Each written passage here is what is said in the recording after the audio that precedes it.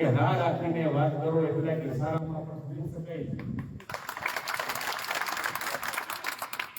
એના માટે લોકોએ આ વખતે આપણા ગુજરાતના યશસ્વી વડાપ્રધાન શ્રી નરેન્દ્રભાઈ મોદીની વિકાસની જે રાજનીતિ છે એમાં વિશ્વાસ મૂક્યો છે. તમે એ પૂજા કરતા હતા અને કુંદડું આવ્યું તો બાપુ કાંઈ નથી, મને બિલાડીને બીક લાગે છે.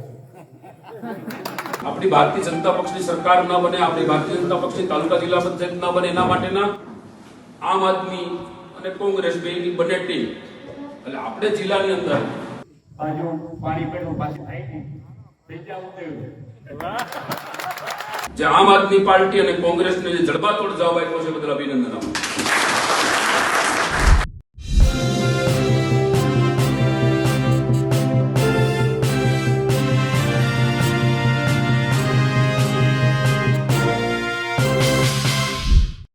જૂનાગઢના રાજકારણમાં ફરી એકવાર વિવાદ શરૂ થયો છે. પહેલી વખત દિનેશ કટારિયા જે સાવજ ડેરીના ચેરમેન છે તેમણે જવાહર ચાવડાને પડકાર ફેંક્યો. તો હવે આમ આદમી પાર્ટીના જે ઉમેદવાર જીત્યા હતા એના સન્માન સભામાં સ્વયં જવાહર ચાવડા પહોંચ્યા, એટલે કે જવાહર ચાવડા ત્યાં પહોંચ્યા અને આડકતરી રીતે દિનેશ કટારિયાને ઉંદર ગણાવી દીધા. નમસ્કાર, હું છું ચિંતામણી પુત્ર અનિલ પટેલ. સ્વાગત છે આપનું અમારા કાર્યક્રમમાં. આવો સાંભળીએ આ સભાની અંદર જવાહર ચાવડાએ દિનેશ કટારિયાને શું પડકાર ફેંક્યો, સીધી રીતે ભાજપના નેતાને કેવી રીતે તતડાવ્યા. તમારો બધાનો ખૂબ ખૂબ ખૂબ આભાર. હું નાનો હતો ને તે વખતે એક વાત સાંભળતો હતો આપણા સમાજની. દેવાય ચૌધરી એ વખતના આપણા બાપા ઉપર થયેલી એની વાતો હું સાંભળતો અને ત્યારે મને વિચાર આવતો કે રાહ રાખીને વાત કરો એટલે કે સારામાં પણ બની શકાય છે.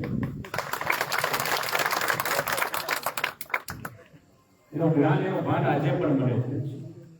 કોઈને કંઈ કહેવું ન પડે, કોઈને ફોન ન કરવો પડે, કોઈ ગામમાં મિટિંગ ન હોવી પડે. હું તો તમારાથી એટલો દૂર હતો કે ત્યાં અલગ વાતાવરણમાં હતો.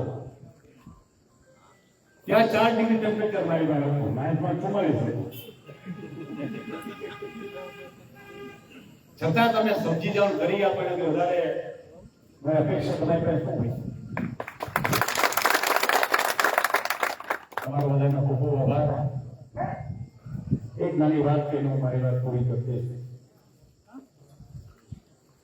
એક મહાત્મા, મહાન માણસ, મહાત્મા એની ભક્તિમાં એ પોતે કામ કરે રાખતા હતા. તમે પૂજા કરતા હતા અને કુંદડું આવ્યું તો બાપુ કાંઈ નથી, મને બિલાડીને બીક લાગે છે. તો હું શું કરું કે તમે એવું કંઈ કરો, બિલાડીને બીક લાગે, મને બિલાડી કરી લો.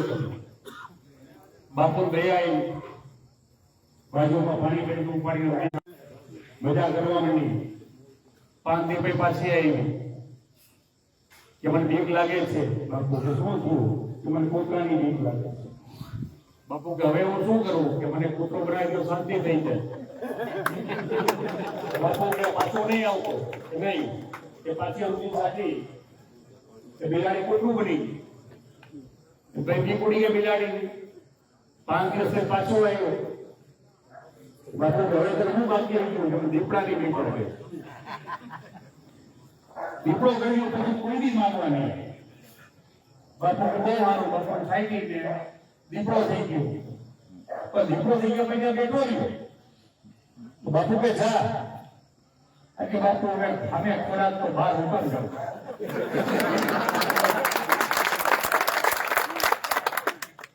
બાપુ કે બહુ થઈ ગઈ, તો આ ધંધો મેં ખોટો કર્યો. ત્યારે બાપુને જ્ઞાન થયું, પણ બાપુ અસર બાજુ પાણી પેટનું પાછી થાય નહીં થઈ જવું થયું.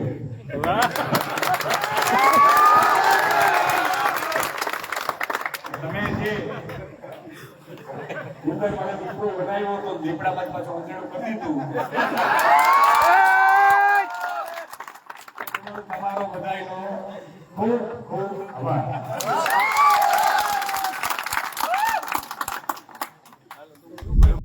જુનાગઢ જિલ્લાની ઓલ ઓવર વાત કરું તો કુલ જિલ્લા પંચાયતની 30 સીટમાંથી 23 સીટો આપણી ભારતીય જનતા પક્ષની ચૂંટાઈને આવી છે. એટલા માટે મિત્રો તમે લોકોએ જે આમ આદમી પાર્ટી અને કોંગ્રેસને જે જડબાતોડ જવાબ આપ્યો છે બદલ અભિનંદન આપો. અને આપણે એ પણ નહીં ભૂલવું પડે કે જે કાર્યકર્તાઓ આપણા માટે રાત દિવસ મહેનત કરી છે એવા તમામ કાર્યકર્તાઓને જ્યારે એમના કોઈ નાના મોટા પ્રશ્નો આવશે તો એ પ્રશ્નો ઉકેલવા માટે, એના પ્રશ્નોને સોલ્વ કરવા માટે, એને કંઈ પણ નાના મોટી જ્યારે જરૂરિયાત પડે ત્યારે તમારા લેવલથી પતે તો તમારા લેવલથી, સભ્ય સુધીના લેવલના હોય તો ત્યાં, જિલ્લા પંચાયતના પ્રશ્ન હોય તો જિલ્લા પંચાયત પણ આપણી બની ગઈ છે, એમાં કોઈ શંકાને સ્થાન નથી. તાલુકા પ્રશ્નના તાલુકા પંચાયતમાં ઉકેલાશે, જિલ્લાના પ્રશ્ન જિલ્લામાં ઉકેલાશે, અને અમારા લેવલના જે પ્રશ્ન આવે તો અમે પણ તમારી સાથે છીએ. સાથે સાથે ધારાસભ્ય પણ આપણી સાથે જ છે, ભારતીય જનતા પક્ષના છે, એમની પણ જ્યારે જરૂરિયાત હોય સરકાર લેવલની તો ધારાસભ્ય પણ આપણી ભેગા છે. એવી જ રીતે કેન્દ્ર લેવલના કોઈ પ્રશ્ન હોય તો આપણા કેન્દ્રીય મિનિસ્ટર અને પોરબંદરના સાંસદ માનનીય મનસુખભાઈ માંડવિયા સાહેબ પણ આપણી સાથે આપણા દેશનું નેતૃત્વ કરી રહ્યા છે અને કેબિનેટ મંત્રી તરીકે કામ કરી રહ્યા છે. ત્યારે મિત્રો આપણા સૌની જવાબદારી વધી ગઈ છે. જે લોકોએ હવનમાં હાડકા ઉમવા માટેના ખૂબ પ્રયત્ન કર્યા છે, હેન કેન પ્રકારે આપણા કાર્યકર્તાને ક્યાંય ડિસ્ટર્બ કરવાના પ્રયત્ન કર્યા છે, હેન કેન પ્રકારે આપણી ભારતીય જનતા પક્ષની સરકાર ન બને, આપણી ભારતીય જનતા પક્ષની તાલુકા જિલ્લા પંચાયત ન બને, એના માટેના આમ આદમી અને કોંગ્રેસ બેની બંને ટીમ, એટલે આપણે જિલ્લાની અંદર ક્યાંય તો કોંગ્રેસ સામે લડવાનું થયું છે, ક્યાંય તો આમ આદમી પાર્ટી સાથે લડવાનું થયું છે. ઓલ ઓવર જુનાગઢ જિલ્લાની અંદર મિત્રો ગયા વખત કરતા જુનાગઢ જિલ્લાનું જે રિઝલ્ટ છે એ આ વખતે એના કરતા પણ ઓર રહ્યું છે. અને એમાં વિશેષ જો માણાવદર વિધાનસભાની વાત કરું તો ગયા વખતની વાત કરું 2021ની, તો 2021 ની અંદર માણાવદરની અંદર 7 સીટ આવી, માણાવદર તાલુકા પંચાયત, અને 2 સીટ ત્યાં આવી હતી. અરવિંદભાઈ જીતા હતા ત્યાં કોંગ્રેસમાં સભ્ય તરીકે જિલ્લા પંચાયત. એવી જ રીતે આપણે વંથલીનું ડામાડોળ તો તમે બધા જોયું છે, 8 સીટ ને 1000 કદાચ જયારે ચૂંટણી આવે ત્યારે વિડીયો છતાં પણ પાર્ટીનો કાર્યકર્તા તનતોડ મહેનત કરીને, કારણ કે ટાઈ થઈ 8 સીટ આવી અને 8 સીટમાં તમારા બધાના સહકારથી પણ આપણે તાલુકા પંચાયતમાં 5 વર્ષ પૂરા કરાવી શક્યા. સાથે સાથે મેંદરડાની અંદર, તો મેંદરડાની અંદર મિત્રો 2021 ની અંદર માત્ર ને માત્ર આપણી 5 સીટ આવી અને 5 સીટ આવી, આ વખતે 10 સીટ આવી, પાછી ડબલ થઈ. એટલે લોકોને તમારા બધા ઉપર ધારાસભ્ય બધા આગેવાનોએ જે કંઈ મહેનત કરી, જે લોકો માટેનું જે કામ કર્યું છે એના માટે લોકોએ આ વખતે આપણા ગુજરાતના યશસ્વી વડાપ્રધાન શ્રી નરેન્દ્રભાઈ મોદીની વિકાસની જે રાજનીતિ છે એમાં વિશ્વાસ મૂક્યો છે. આપણા ગુજરાતના મુખ્યમંત્રી પ્રજાવત્સલ એવા ભૂપેન્દ્રભાઈ પટેલ, એમણે જે ખેડૂતો માટે અને જે ગરીબો માટે જે કામ કર્યું છે એના ઉપર પણ એમણે વિશ્વાસ મૂક્યો છે. સાથે સાથે આપણા પ્રદેશ અધ્યક્ષ એવા જગદીશ વિશ્વકર્મા સાહેબ, જેમણે આપણા કાર્યકર્તાઓ માટે સંગઠનની અંદર જે એમને પરસેવો પાડ્યો છે અને એક એક કાર્યકર્તાને, એક એક સામાન્ય માણસ સુધીને જે મળવા માટેનો એને મળીને જે પ્રયત્ન કર્યો અને જે પ્રસાર અને એમાં ભારતીય જનતા પક્ષના કરેલા કામો જે ગુજરાત લેવલથી જે આપણા પ્રદેશ અધ્યક્ષ શ્રી વિશ્વકર્માજીએ જે જગદીશ વિશ્વકર્માજીએ જે જમત ઉઠાવી અને એના પરિણામે તમે લોકોએ જે ખૂબ આપણને ઊભ આપી. અને વિશેષ મિત્રો આજે કંઈ કહેતા નહીં, તમને બધાને ખૂબ અભિનંદન આપું છું. આવો આપણે સૌ સાથે મળીને આવતા દિવસોની અંદર, ટૂંક સમયની અંદર વિધાનસભા પણ 2027 આવી રહી છે, એની પહેલા ગ્રામ પંચાયતો પણ આવશે. એટલે નાના મોટું ક્યાંય પણ ગામની અંદર ક્યાંય તકલીફ હોય તો ત્યાં પણ આપણો ભારતીય જનતા પક્ષનો કાર્યકર્તા સરપંચ બને એના માટે આજથી કટિબદ્ધ બનો. આગામી 2027 ની અંદર જેને જે અસુરી શક્તિને જે તાકાત લગાવવી લગાવે.